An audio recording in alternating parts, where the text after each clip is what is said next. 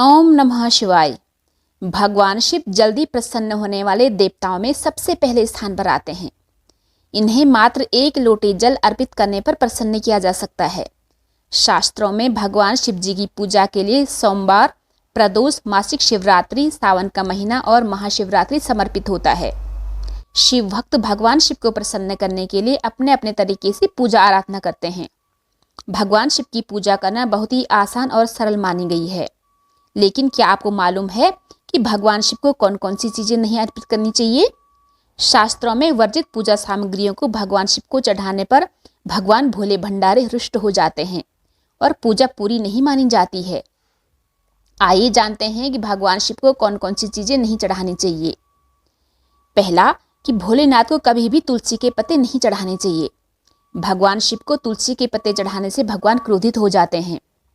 दरअसल भगवान शिव ने तुलसी के पति असुर जलांधर का वध किया था, जिस कारण से तुलसी के पत्ते भगवान शिव को नहीं अर्पित किया जाता है। और दूसरा है, भगवान शिव का जलाभिषेक शंख से कभी नहीं करना चाहिए। भगवान शिव ने शंखचूड़ का वध किया था, जो एक असुर था, जिस कारण से भगवान शिव को जल अर्पित करने में शंख का इस्तेमाल नहीं करना चाहिए। तीसरा है, भगवान शिव को कभी भी श्रृंगार का सामान नहीं चढ़ाना चाहिए, खास तौर पर सिंदूर और कुमकुम को।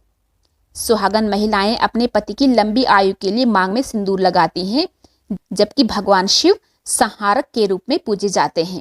ऐसे में भगवान शिव को सिंदूर नहीं चढ़ाया जाता है, लेकिन मां पार्वती को सिंदूर अर्पित करते हैं।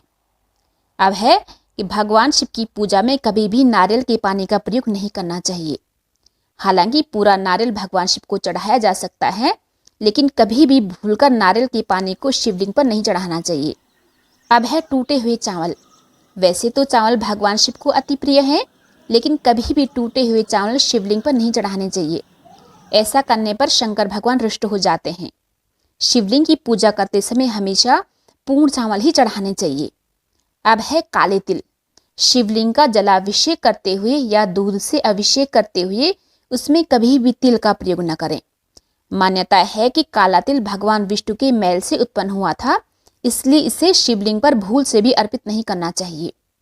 अब है सिंदूर और हल्दी। सिंदूर और हल्दी का उपयोग शिवलिंग पर करना वर्जित होता है, क्योंकि यह दोनों सौंदर्य को प्रकट करते हैं और शंकर भगवान सदैव भस्म को अपने शरीर पर रमाए रहते हैं और वे सौंदर्य को बिल्कुल भी पसंद नहीं करते हैं। सौंदर्य पदार्थों को भगवान शंकर ग्रहण नहीं करते हैं, इसलिए सिंदूर और हल्दी को शिवलिंग पर नहीं चढ़ाने चाहिए। श्रृंगार के सामान में शंकर भगवान पर केवल इत्र का प्रयोग किया जा सकता है। माता पार्वती की पूजा में हल्दी का उपयोग किया जा सकता है।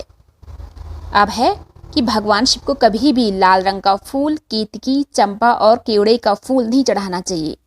शास्त्रों में इन फूलों को चढ़ाना वर्जित माना गया है।